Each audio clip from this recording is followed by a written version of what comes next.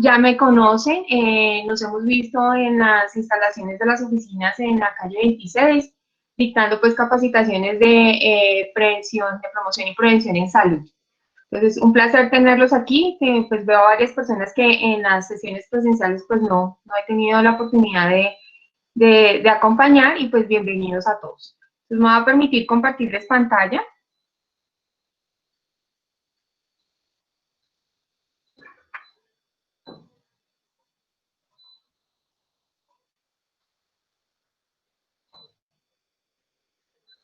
Por favor, ¿alguien me puede contar si están viendo en este momento mi pantalla?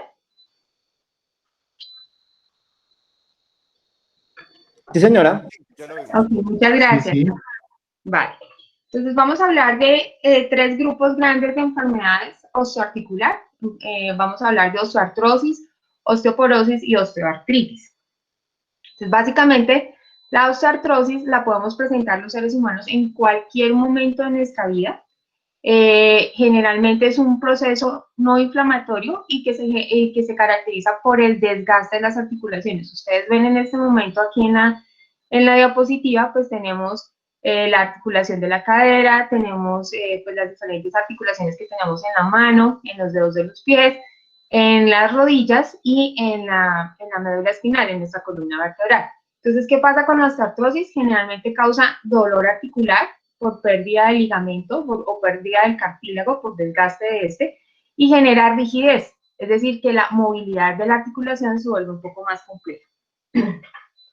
Básicamente es una de las enfermedades más frecuentes que tenemos los seres humanos. No distingue grupo étnico o región geográfica. ¿Qué significa esto? Que nos da igual a las personas que somos que somos mestizas como a las personas de color.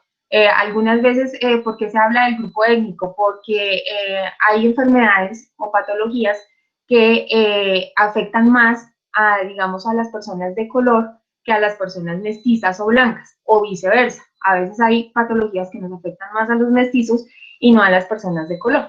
Entonces, en este caso, en la patología articular, es indistinto el grupo étnico. Generalmente, nosotros empezamos a padecer algún tipo de molestia osteoarticular a partir de los 40 años o menos de 40 años si yo, digamos, tengo una enfermedad coayudante desde el punto de vista articular, como por ejemplo una displasia de cadera en la infancia que no haya sido tratada en la infancia y yo haya crecido con esa displasia y a lo largo del tiempo, a lo largo de los años, esa displasia pues solamente se me empieza a empeorar y voy a terminar con un reemplazo articular de cadera antes de los 40 años.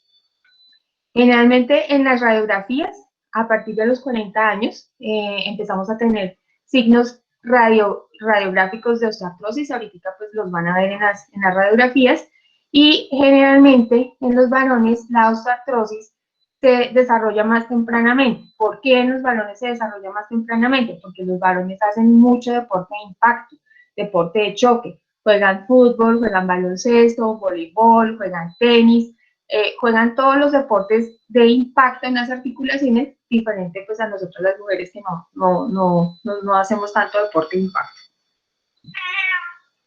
Generalmente por encima de los 55 años, a nosotras las mujeres nos vemos más afectadas por las osteoartrosis.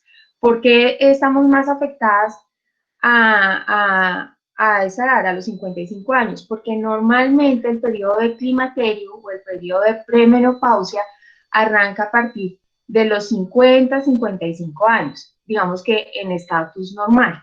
Y recuerden que nosotros también las mujeres, de acuerdo a la línea hereditaria, a veces hacemos premenopausia precoz, es decir, podemos tener mujeres de 35 años, 40 años, ya menopáusicas, es decir, con ausencia de menstruación.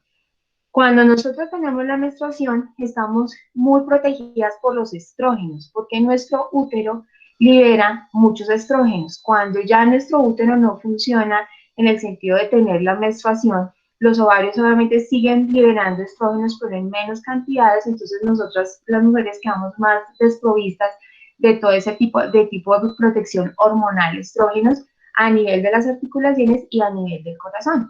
A partir de los 55 años, nosotras tenemos una tasa más alta de padecer infartos agudos del miocardio y pues obviamente de tener enfermedades osteoartrósicas. Generalmente la patología más común de la osteoartrosis es tener discapacidad a nivel de la rodilla, es decir, que nos duelan mucho las rodillas o las caderas. En pantalla están viendo del lado izquierdo una columna vertebral sana, una columna vertebral con estos son los discos intervertebrales, estos son los cuerpos intervertebrales. Lo que es el hueso como tal se llama cuerpo intervertebral y lo que nos separa son los discos o los ligamentos. Estos discos son los que se corren o los que se lastiman cuando las personas dicen, no, es que tengo una hernia discal L5S1 y está desplazada o hacia el lado derecho o hacia el lado izquierdo. Entonces, estos son los discos que se pinzan o se dañan cuando las personas tienen hernias discales. Cuando yo tengo una columna vertebral con artrosis, pues ustedes ven aquí la columna vertebral que se ve un poco desgastada, hay presencia de osteofitos, los osteofitos son como unas partículas que se empiezan a pegar a los cuerpos vertebrales y el disco se daña, es decir, el disco se achata completamente, hay pérdida del disco intervertebral y esto genera mucho dolor, genera mucho roce. Cuando roza un hueso contra hueso, pues obviamente genera dolor. Es aquí cuando ya en las personas que tienen una hernia discal, por ejemplo, este pinzamiento del hueso contra hueso genera el dolor y recuerden que por dentro de la columna vertebral, es decir, por el agujero vertebral, esto es hueco, por aquí pasa la cauda equina, es decir, todo lo que es nuestra información nerviosa, por lo que nosotros podemos mover los brazos, las piernas. Entonces, cuando hay un disco desplazado y hay pinzamiento de la cauda equina, generalmente es cuando terminamos en cirugía. Cuando las personas dicen, no, me tuvieron que hacer una artrodesis, me sacaron el disco, ¿y qué es hacer una artrodesis? Fijar este hueso a través de unas platinas que colocan los neurocirujanos acá. Eso se llama la artrodesis. Van a ver aquí una cadera sana. Entonces, esta es la cabeza del fémur. Esta es la cabeza del fémur. Este es el hueso fémur, que es el hueso más largo que tenemos los seres humanos en el cuerpo. Esta es el hueso sacro, que es el hueso más ancho que también tenemos nosotros. Y aquí, este es el agujero, en las mujeres, pues los hombres también lo tienen, pero nosotras lo tenemos disponible para el canal del parto, cuando nacen los bebés. Entonces los bebés pasan por este agujero para poder salir a través de la vagina. Entonces, esta es una cadera normal y aquí ven ustedes una cadera con artrosis. Si ven, está bastante desgastado el ligamento. Esto que ustedes ven como de diferentes colores ya es un proceso inflamatorio, por eso es que genera tanto dolor. Las personas que terminan en reemplazo articular de cadera, generalmente lo que hacen es cambiar toda esta parte por un basculante metálico o un basculante mecánico y pues lo que hacen es cambiar esta pieza. Esto es hueso, pero lo que van a colocar pues es un aditamento que tiene recubrimiento en poliuretano, pero pues digamos que el basculante o la parte mecánica es metálico, es un metal obviamente hipoalergénico, pero pues esto no es, cuando le hacen el reemplazo articular, pues no es nada, no es natural, mejor dicho, no van a coger un hueso de otro ser humano. Aún no se han, pues aún en Colombia no se hacen muchas de esas cirugías. Eso se hace, pero pues en Colombia aún no hacemos muchas de esas cirugías. También, pues tenemos la osteoartrosis, se puede ver generalizada con el compromiso de varias articulaciones. Generalmente comenzamos por los huesos de las manos. Estas son las falanges distales, que son las falanges de los dedos de las manos, el metacarpo y el carpo, que es, digamos, que los huesitos que conforman toda la mano. Entonces, cuando tenemos varias articulaciones afectadas, podemos tener todas las articulaciones que comprometen el carpo y las metacarpianas, la columna vertebral, la rodilla y la cadera. Del lado izquierdo ustedes ven una rodilla sana, con un cartílago conservado, es decir, tenemos tenemos el suficiente apoyo del cartílago que nos hace un sistema de amortiguación. Y cuando yo ya tengo un cartílago desgastado, aquí viene una rodilla artrósica, ven que el hueso se vuelve como poroso, como si fuera pues guardada las proporciones como una piedra pómez, con muchos poros. Esto genera mucho dolor, es supremamente doloroso. Entonces, generalmente, cuando yo ya tengo el cartílago tan desgastado, ¿qué hacen los ortopedistas? Hacen un reemplazo articular de la rodilla. Igual como les explicaba con la articulación de la cadera, colocan una prótesis basculante que hace pues las veces de una bisagra, porque recuerden que nosotros con la rodilla hacemos flexión y extensión de la pierna. Entonces, guardadas las proporciones, más o menos se comporta la prótesis como si fuera una bisagra. ¿De qué depende que nosotros nos quedemos sin colágeno? Depende mucho del factor genético. Cada persona nace con, digamos que con su ADN y con su código genético frente al tema del cartílago que va a tener en sus articulaciones. También depende mucho del envejecimiento, qué tan rápido nosotros envejezcamos. Ustedes me van a decir, pero ¿cómo qué tan rápido envejecemos? Hay personas que se envejecen, pueden tener 40 años y su sistema osteoarticular puede parecer de una persona de 60 años. Eso depende mucho también del colágeno y de todos los factores genéticos de esta persona. Y ahora lo vamos a ver en una fotografía un poco más adelante. Les voy a explicar cómo es todo el proceso evolutivo desde que nacemos hasta que estamos adultos mayores. También hay factores mecánicos para la osteoartrosis, como microtraumatismos acumulados en el cartílago. Por ejemplo, las personas que son bailarines profesionales, hacen danza profesional. Estas personas sufren de microtrauma a nivel de los deditos de los huesitos de los dedos de los pies, porque todo el tiempo están sosteniendo en las puntas de los pies el peso de su cuerpo. Entonces, a esto se refiere un microtrauma. También, generalmente, las personas que son conductores de buses o conductores de equipo pesado, de bulldozers o de maquinaria, de la maquinaria que hay, por ejemplo, en Cerro Matoso, en las mineras, estas personas sufren de mucha osteoartrosis a nivel de la columna vertebral por la vibración que generan esos vehículos a nivel de la columna vertebral.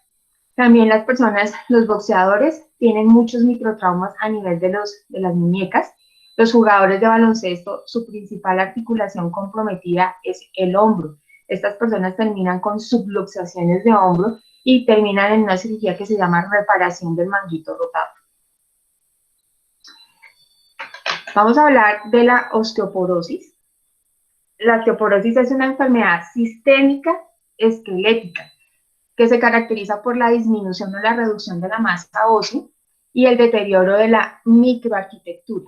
Aquí les estoy mostrando, esta es nuestra microarquitectura. Nuestra columna vertebral es la que nos sujeta absolutamente todo nuestro cuerpo.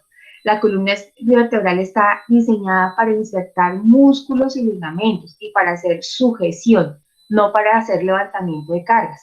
Por eso las personas que trabajan como coteros o los niños que han tenido que cultivar y recoger, no sé, fresa, papa y voltear desde que son muy pequeños, cuando yo tengo 8 años y 9 años y yo me levanto un bulto, mi espalda me levanta un bulto de 25 kilos o más, a esa edad, cuando yo tengo 20 años, esta columna vertebral pareciera como si yo tuviera 60. Entonces, ¿por qué? Porque se generan microtraumas a nivel de la estructura y pues un niño de 8 años o 9 años está en pleno desarrollo de toda la parte osteoarticular. Entonces, lo que le estamos generando es un microtrauma a esta columna vertebral que a larga data, pues obviamente voy a tener una columna de un anciano con una edad de 20 años. Recuerden que normalmente nuestra postura es recta, es erguida. A medida que vamos aumentando en edad, nuestra masa muscular, que es la que está adyacente a la columna vertebral y en el abdomen y en las piernas, empieza a disminuir. Entonces, por eso nos empezamos a ver demasiado delgados. ¿Cuál es la gran consecuencia de todo esto? Que al final puedo tener más susceptibilidad de tener fracturas. Lo que les decía, esta es una matriz ósea normal, es decir, esta es la forma como se debe ver el hueso si hiciéramos una vista microscópica. Con osteoporosis está mucho más hueco, no está tan tupido, es mucho más poroso. Entonces, básicamente, ¿cuáles son las causas de la osteoporosis primaria? O sea, la reducción de los niveles circulantes de estrógenos, básicamente en la mujer. Que yo haya consumido o que tenga una dieta muy baja en el consumo de calcio y en vitamina D. Hoy por hoy, digamos que con este tema de trabajar tanto, de tener menos tiempo para preparar nuestros alimentos en casa y tener que comer mucha comida ya empaquetada, preparada, industrializada, generalmente nosotros no consumimos grandes cantidades de calcio. ¿En dónde tenemos la mayor fuente de calcio? En todos los derivados lácteos, todo lo que sea leche, avena, yogures, eh, quesos. Ahí es donde está, digamos que la gran mayoría de fuentes de calcio. Y no quiero entrar a polemizar, hay muchas corrientes que dicen que los seres humanos somos los únicos mamíferos que a pesar de haber crecido, de haber pasado nuestro periodo de lactancia y ser adultos, aún consumimos leche. Pues hay varias corrientes donde dicen que la leche es mala, o sea, no voy a entrar aquí digamos que en la discusión si es mala o no es mala. Digamos, yo generalmente lo que les digo a las personas es, si usted es adulto, toma leche y no es intolerante a la lactosa, no le hace daño, le gusta, sígasela tomando. Sí que sí es importante. Nosotros consumimos todas nuestras reservas de calcio o fijamos todas nuestras reservas de calcio desde que nacemos hasta que tenemos 30 años. ¿Y qué hemos visto hoy por hoy? Hágale tomar un yogur a un niño escolar. Es difícil que los niños hoy por hoy tomen derivados lácteos. No sé por qué motivo no les gustan a la gran mayoría. Mm, y es bien complejo que ellos consuman algo de calcio de derivado lácteo. Entonces recuerden que en nosotros las mujeres debemos consumir la mayoría de nuestra dieta debe contener calcio y contener vitamina D, porque finalmente nosotras somos las que nos embarazamos, tenemos los hijos y adicionalmente amamantamos. Entonces, obviamente debemos tener toda nuestra reserva de calcio digamos que al 100%, porque cuando estamos embarazadas y cuando amamantamos, digamos que nuestros hijos se alimentan es justamente de nuestras reservas. Entonces, normalmente, ¿qué dice la Organización Mundial de la Salud frente a la lactancia materna? Primer año de vida. Y uno encuentra en muchas regiones del país muchachitos de 3 años, 4 años pegados a la teta de la mamá. Y uno dice, por Dios, al muchachito no le está sirviendo de nada lo que está comiendo en este momento, es pura agüita para él, y la mujer sí se nos está descalcificando. Entonces, la idea es que, digamos, que seamos muy responsables con el tema de la lactancia materna, un año, y empezamos a destetar a nuestros hijos, porque finalmente el déficit de calcio, ¿quién lo está asumiendo? La mamá. Y empezamos pues a introducir una dieta balanceada en los bebés. También es importante saber que a veces hay disminución de la absorción intestinal de calcio. ¿De qué depende? De que si la persona sufre un colon irritable o si ha tenido un divertículo de Merkel. Generalmente las personas que tienen divertículos de Merkel terminan cortándoles parte de una buena porción del intestino delgado y las personas quedan con algo que se llama síndrome de vaciamiento rápido. ¿Qué significa eso?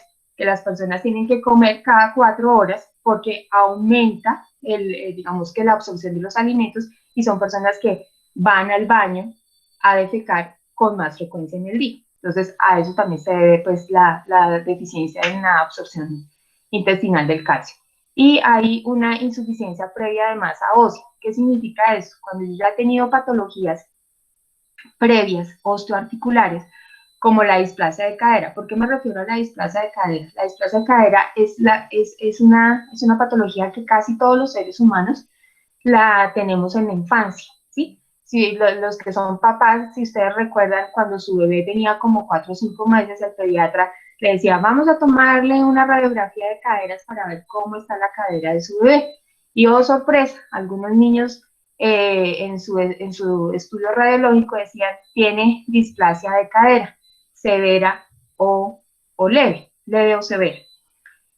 Generalmente son los niños que terminan con la férula de Milgram, es decir, la férula que les mantiene las piernitas en abducción para que el sacro forme toda la cadena del acetábulo, es decir, les haga la forma de la cadera como tal. Cuando es severo, casi que ese acetábulo es plano y no abraza la cabeza del fémur, y cuando es leve, pues digamos que hay una serie, el acetábulo de la cadera es un poco plano, pero sí tiene curva para abrazar ese huesito. Entonces, ¿qué significa todo esto? Que los niños que no mejoran con la férula de Milgram terminan en cirugías. A veces las tienen que hacer en edad muy infantes, es decir, muy pequeños, 2, 3 años, 5 años, o a veces los ortopedistas intentan hacer un manejo conservador. ¿Qué significa conservador? Que el niño continúe su desarrollo normal y cuando llega a la adolescencia o a la edad adulta, se revisa nuevamente esa cadera a ver si requiere si requiere la reparación, que en este caso sería el reemplazo articular de cadera. Entonces, ¿qué suele pasar? Que a los 30, 35 años, una mujer, esta patología sí es mucho más predominante en las mujeres que en los varones, terminan con reemplazo articular de cadera. Cuando yo hago un reemplazo articular de cadera a una edad tan temprana como los 35 años, 30, 35 años, esto significa que de esa edad, de los 30 años hasta los 85 años, que es más o menos la edad promedio de vida en Colombia, esta persona tendría que someterse más o menos cada 15 años a un reemplazo articular. Por eso el tratamiento conservador de los ortopedistas es evitar al máximo el reemplazo articular, porque pues las consecuencias son más complejas y tener que operar, hacer 3 intervenciones de reemplazo articular a una persona joven es bastante complejo. En cuanto al tema de la masa muscular, los hombres tienen el 20% más de masa muscular que las mujeres y generalmente una vez logran su índice de masa corporal general, pierden al año entre el 0.25 y el 7%. En las mujeres, nosotros cuando estamos en la peri o en la posmenopausia, o en todo el periodo climaterio, podemos perder desde el 4 al 8% anual de masa muscular. Entonces, no sé si ustedes se han dado cuenta de pronto mujeres que eran gorditas o eran robustas, no gorditas, sino eran personas un poco robusticas antes de la menopausia y después de la menopausia se empiezan a adelgazar y a perder mucha masa muscular. A eso se refiere esto. Esta era la diapositiva que quería mostrarles sobre el crecimiento. Nosotros cuando nacemos y ya nos ponemos en bipedestación, es decir, cuando empezamos a caminar, sea a los 9 meses de edad o a los 14 meses, que es más o menos entre los 9 y los 14 meses, dependiendo si somos hombres o mujeres, empezamos a caminar. Entonces, a medida que va el periodo evolutivo, vamos en crecimiento, hasta que llegamos a los 30 años. Ese es nuestro periodo evolutivo. A partir de los 30 años, todos los seres humanos, o sea, todos los organismos de los seres humanos, empezamos en franco deterioro. ¿De qué depende que sea en caída libre?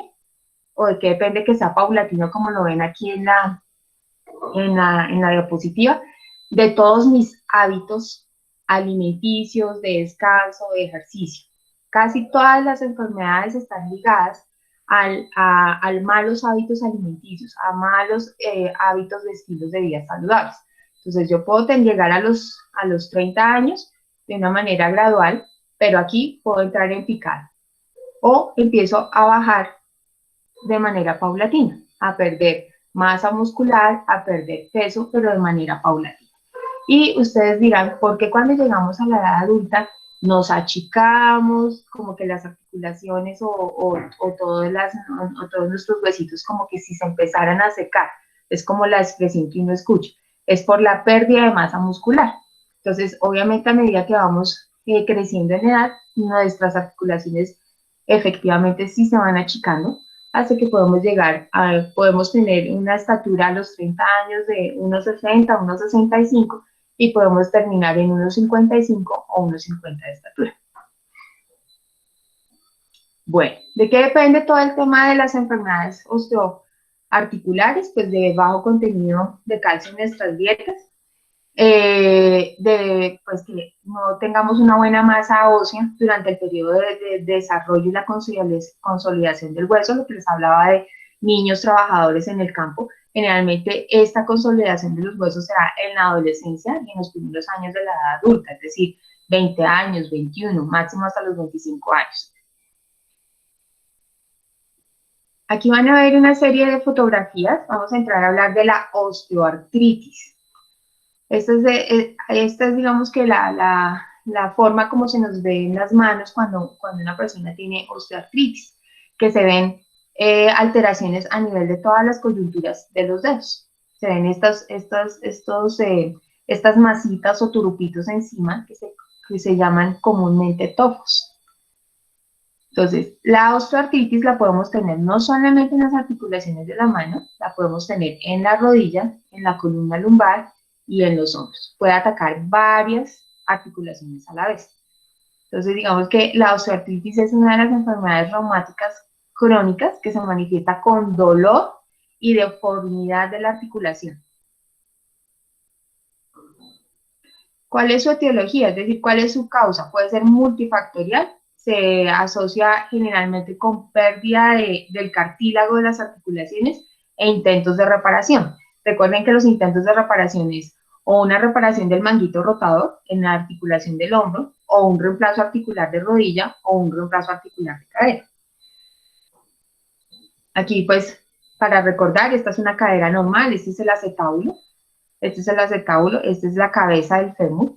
Y en el reemplazo articular, lo que hablábamos de la displasia de cadera, como para que les quede un poco más gráfico, la displasia de cadera es que este acetábulo no recubre el hueso de la cabeza del fémur. Es como si este hueso estuviera echado hacia atrás y la cabecita del fémur estuviera como libre. Eso es lo que se ve radiológicamente en las radiografías de los niños de 5 meses, cuando le dicen tiene una displasia de cadera congénita leve o severa.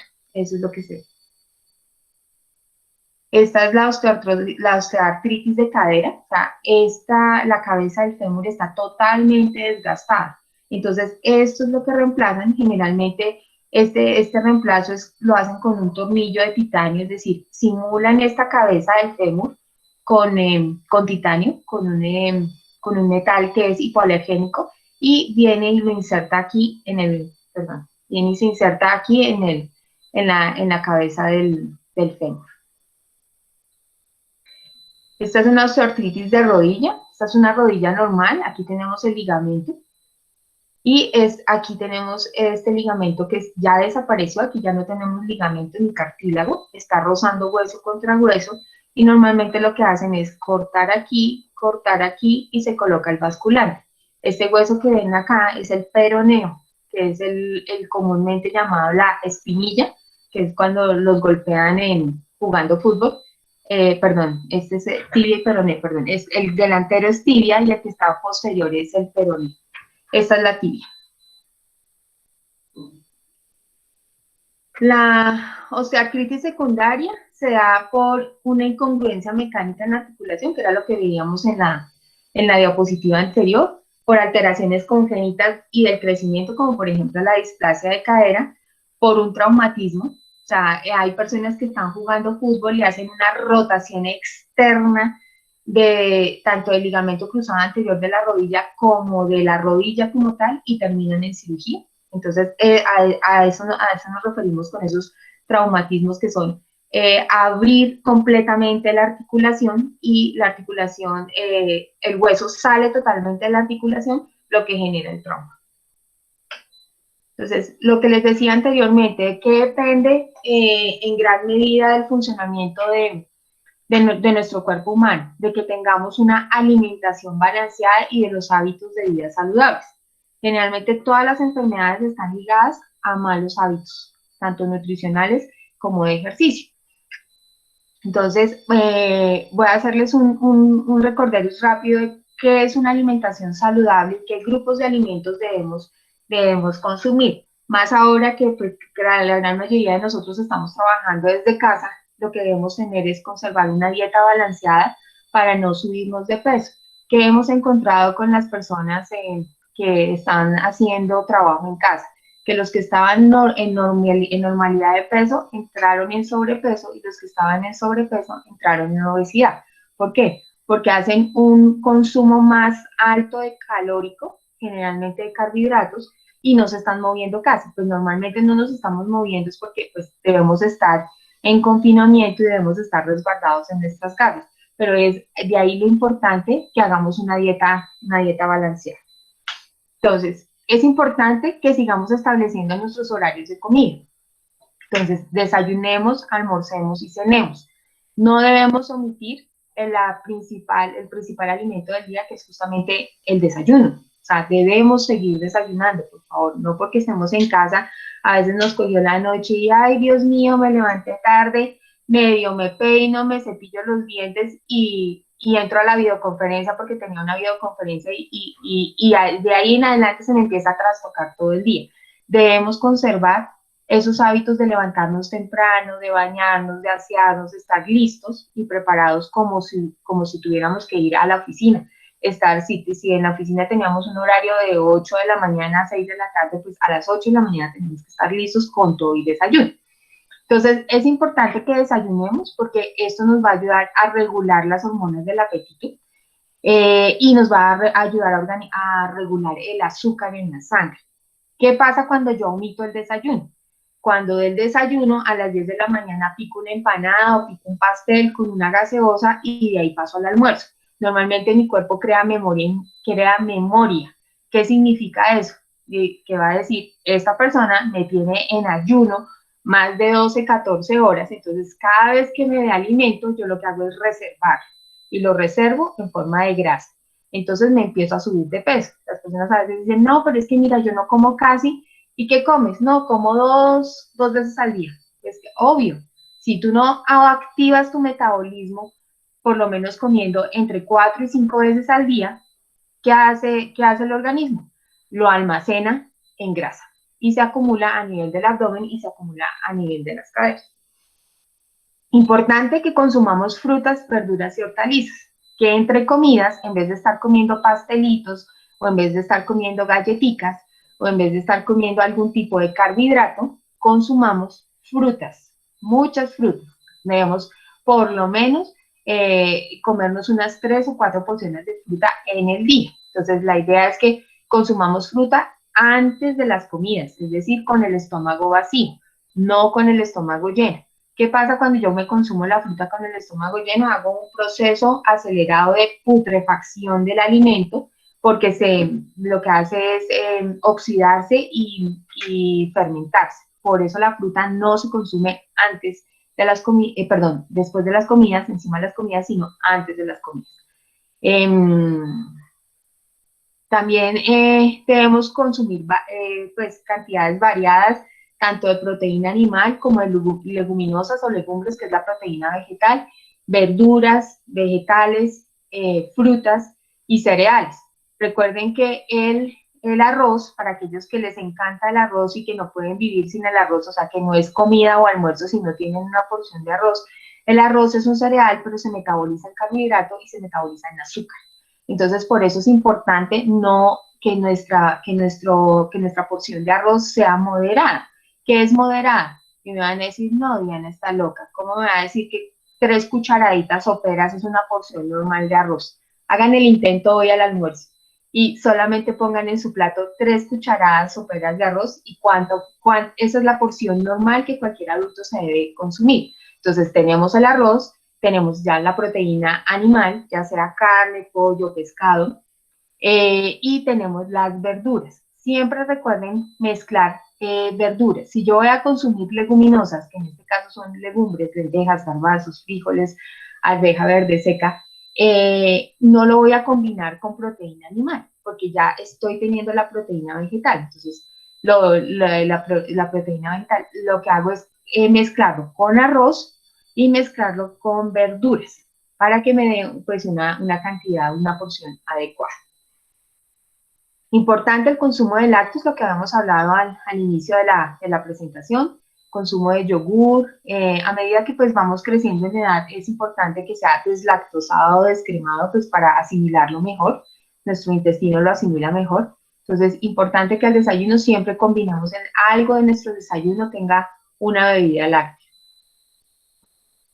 El no consumo de sal, importante, importantísimo que pues todos nuestros alimentos deben tener algo de saborcito, pero el exceso de sal está ligado con el aumento de la presión arterial. Entonces es importante que hagamos un consumo racional de la sal. Beber agua, por lo menos debemos beber entre 1.5 y 2 litros diarios de agua. Entonces las personas a veces me dicen, pero venga, yo tomo tecito en infusión, lo tomo agua aromática, contabilicen todas esas infusiones que se toman más el agua libre que se toma y con todo esto deben cumplir entre 1.5 y 2 litros diarios de líquido que estén consumiendo al día. Importante que sea líquido sano, es decir, agua o té en infusión o agua aromática en infusión sin azúcar y el café también sin azúcar. Importante que no consuman gaseosas. Las gaseosas las gaseosas y los tés tés industrializados tienen un alto contenido de glucosa. Y las bebidas alcohólicas, como son productos de fermentación, también tienen un alto contenido de glucosa. Entonces, en lo posible, pues hacer un uso racional de ellas y no en exceso. ¿A quién no le gusta comerse una hamburguesa con papas fritas o una pizza o un perro caliente? Estos alimentos son supremamente ricos, supremamente deliciosos, pero se llaman calorías vacías. ¿Por qué se llaman calorías vacías? Porque saben delicioso al paladar, pero no nos están alimentando y sí nos están engordando. Nos aumentan el consumo de grasa y de carbohidratos. Entonces, pues, la idea es que podemos consumir de todos los grupos de alimentos, pero que estos alimentos no sean nuestro diario vivir, que entonces al almuerzo nos consumimos una hamburguesa con papas calientes, con papas fritas, perdón, y a la cena una pizza o un perro caliente. No, no estamos haciendo nada. Si quieren consumirlo por lo menos una vez a la semana o una vez cada 15 días y ojalá que esta carga hipercalórica que se están consumiendo la consuman a la hora del almuerzo, cosa que el almuerzo a la hora de la cena ustedes han tenido todo el tiempo para metabolizar toda esta carga calórica que están consumiendo. ¿A quién no le gustan las tortas, los churros, los ponqués, los pastelitos, las empanaditas? Creo que a todos nos encanta esto, pero sí es importante, como son tan hipercalóricos y tienen un alto contenido de grasa y carbohidrato, no los consumamos frecuentemente en nuestra dieta, igual que nuestra amiga la hamburguesa, la pizza y el perro caliente, los consumamos una vez a la semana. Importante, importantísimo, hacer ejercicio. Y ustedes van a decir, pero venga, yo caminaba antes, hacía, no sé, 30 minutos de caminata diaria y ahora pues por el tema de pandemia no puedo salir mucho. Entonces aquí lo importante es traten de hacer ejercicio cardiovascular en sus casas. Y ustedes van a decir, pero ¿cómo? Mira, hay tutoriales de YouTube, les voy a poner un pedacito de este tutorial, es un tutorial de yoga. El yoga está considerado como uno de los ejercicios fit para mantenerse en forma. Generalmente uno no hace yoga para estar delgado, generalmente uno hace yoga para mejorar la elasticidad, la flexibilidad. Y hay tutoriales de cuando las personas son principiantes en yoga, que no, habitualmente no, o no hacen ejercicio, o son totalmente sedentarias, hay unos ejercicios muy, muy básicos y muy sencillos de hacer. Entonces, les voy a poner el link un momentico para que tengo que pues, darles otra información sobre trabajo en casa, que es otro video que les tengo preparado, pero entonces vamos a ver 5 minuticos de este, de este tutorial de YouTube de, de yoga, que es bien interesante.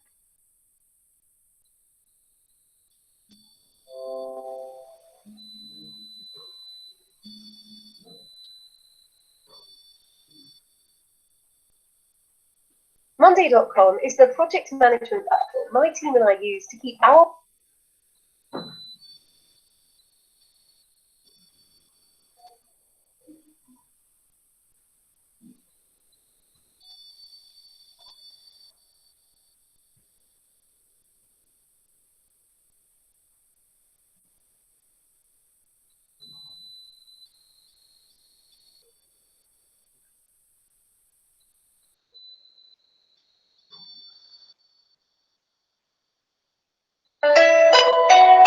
Dispénseme, ¿están viendo mi pantalla? Sí. Vamos a practicar flexibilidad, flexibilidad para principiantes, para ir adquiriendo poco a poco más longitud en todos los músculos del cuerpo.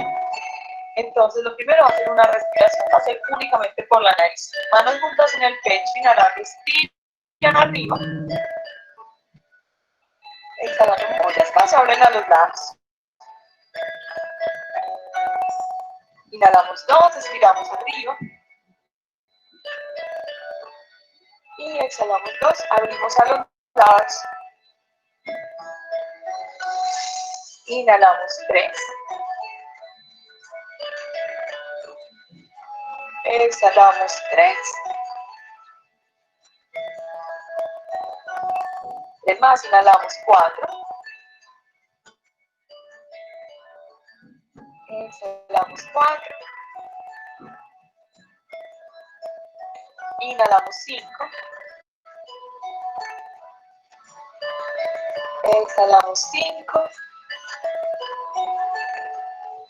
Última para twist o torsión, inhalamos 6.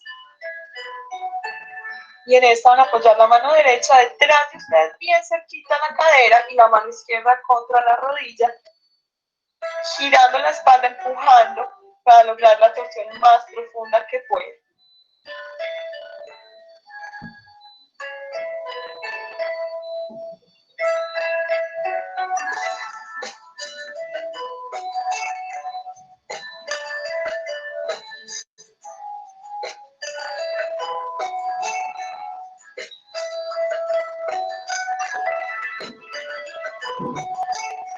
Y lo mismo para el lado contrario. Inhalan arriba, estiran.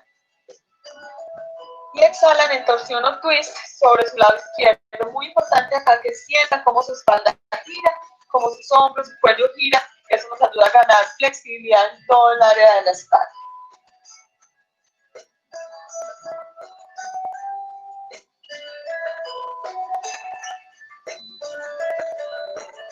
Regresan y mi consejo para hoy, si pueden tener a la mano una correa o una cuerda y una cobija que tenga más o menos la altura del bloque, no importa si es una cobija o una toalla, para las personas más tiesas que necesiten más ayuda para sus ejercicios de flexibilidad.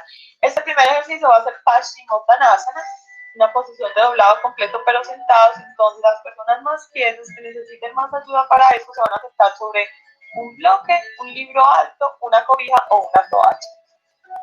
Y van a empezar a estirar las piernas hacia el frente y a tratar de alcanzar los pies por los dedos por encima. Y a tratar de bajar el pecho lo más estiradito posible. Para los que no alcanzan los dedos de los pies está el consejo de utilizar esa correa. De manera que la correa va a ser como una extensión de sus brazos y les va a ayudar a corregir la espalda, porque la idea es que bajemos con la espalda lo más recta posible. Entonces, para Paschimottanasana, que es esta postura, dos posibles ayudas. Una la cobija, el bloque o una toalla, y la otra la correa. Sostenemos, estirando entonces acá los isquiotibiales, mejorando la flexibilidad de toda la parte de atrás de sus piernas.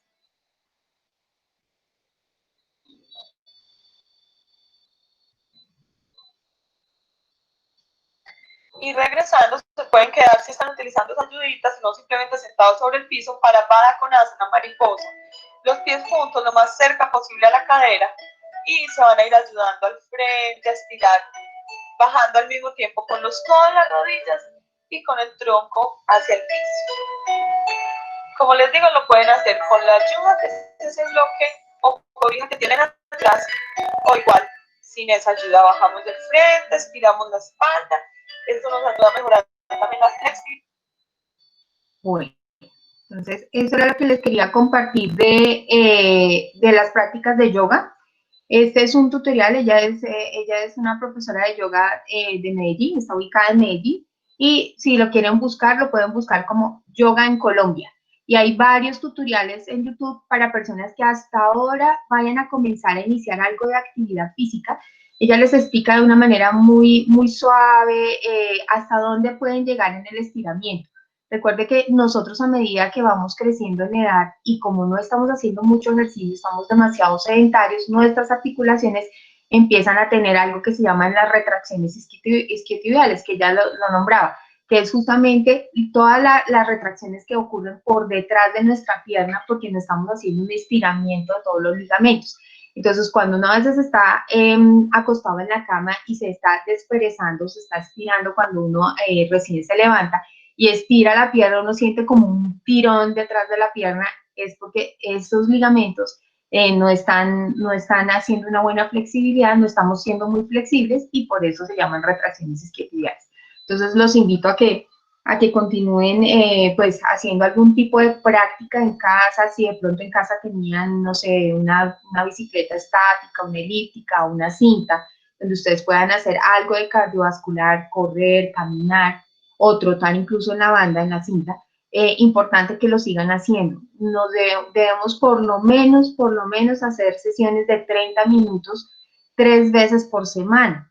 Y es importante que continuemos haciendo algún tipo de actividad física porque digamos que esta es nuestra nueva normalidad, esta es nuestra nueva realidad, hasta que pues digamos que no se normalice el tema de la exposición al virus. Generalmente pues vamos a seguir trabajando en nuestras casas, ocasionalmente iremos a nuestras oficinas presencialmente y esto se va a ir a un tiempo más o menos julio del año entrante. Entonces tenemos que ir dimensionando en nuestras vidas este cambio de actividad porque esta es nuestra nueva normalidad, tanto para nosotros como padres o como adultos de la casa, como para nuestros hijos adolescentes o adultos jóvenes o nuestros niños. Es importante que también inculquemos en ellos que hagan algún tipo de actividad y hacer yoga en familia, y se los hablo desde mi experiencia. Tengo una nena de 12 años y procuramos hacer estos ejercicios. Yo los hago en la mañana y en la noche, los hago a las 4:30 de la mañana y vuelvo y los hago como a las 8 de la noche con mi hijita, para ayudar también a que ella haga algo de estiramiento y algo de ejercicio. Entonces es una actividad que en compañía, en familia, es bien bonita de hacer. También quería participarles aquí un video de su ARL, de ARL positiva, acerca de teletrabajo. Ninguno de nosotros es teletrabajador, todos estamos haciendo en este momento trabajo en casa, pero pues hay unos tips bien interesantes de cómo acondicionar nuestro puesto de trabajo justamente en nuestras casas. Entonces, quiero mostrarles este video sobre la importancia de acondicionar nuestro puesto de trabajo en casa.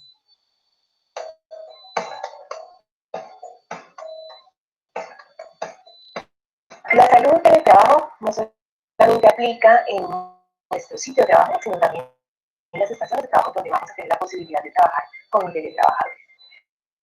Pero ahí hay un aspecto muy importante, y es que la salud ya va a tener un ejercicio un poco más de disciplina o de autodisciplina. Un punto importante es que el teletrabajador, dentro del proceso de estilo de vida y trabajo saludable, tenga presente que debe tener una organización en términos de cómo va a ser su forma de alimentación, que se mueva un poquito más, porque a veces el teletrabajo podría orientar a que el personal se vuelva un poco más sedentario. Definitivamente, cuando hablamos de disciplina y de ser autodisciplinado, aplica incluso para el escenario del puesto de trabajo. El teletrabajador de pronto ya deja su estación y puede irse a la cama o un sofá que considere un poco más cómodo, y eso hace que pierda un hábito saludable, y es que las posturas que yo tengo en un sofá o en la cama no van a ser las más adecuadas, sobre todo cuando voy a tener unas jornadas normales de trabajo. Es decir, el tema de la autorregulación es importante en miras a que todo esto sea saludable para todos.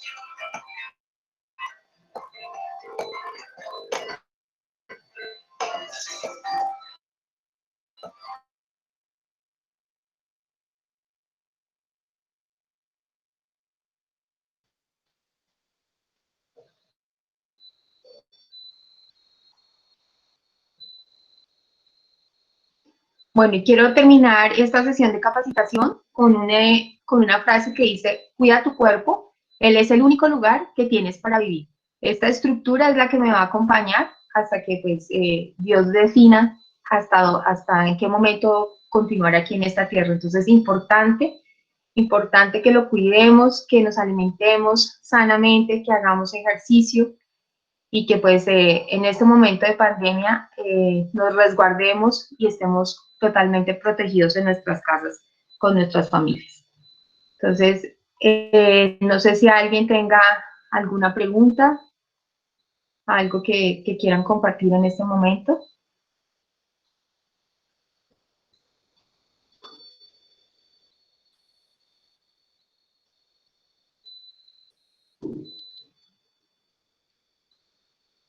Bueno, muchas gracias. Me están escribiendo por el chat. Muchas gracias, muchas gracias. Bueno, pues si no hay preguntas o inquietudes, la presentación la tiene Oscar Blanco. Si desean que Oscar les comparta la presentación, en la presentación está el link de los ejercicios de yoga para principiantes, estiramientos para principiantes. Entonces, él les puede compartir a sus correos electrónicos la presentación y en la presentación están los links de los videos. Entonces, pues muchísimas gracias a todos por su atención. Espero pues la información haya sido útil y pues nada, cuídense mucho en casa y pues hasta que nos podamos ver de manera presencial. Oscar, no sé si tengas algo para decir, que te veo allí conectado. Oscar Blanco. No, pues Diana, muchas gracias por la capacitación, por la información suministrada y a los compañeros, gracias por participar, por ingresar y cualquier cosa, pues sí, la presentación se pondrá a disposición allá en el módulo de donde están los demás temas de capacitación para que accedan. Pues muchas gracias a todos por vincularse y un feliz día para todos. Muchas gracias. Bueno, feliz día, que estén muy bien. Feliz día.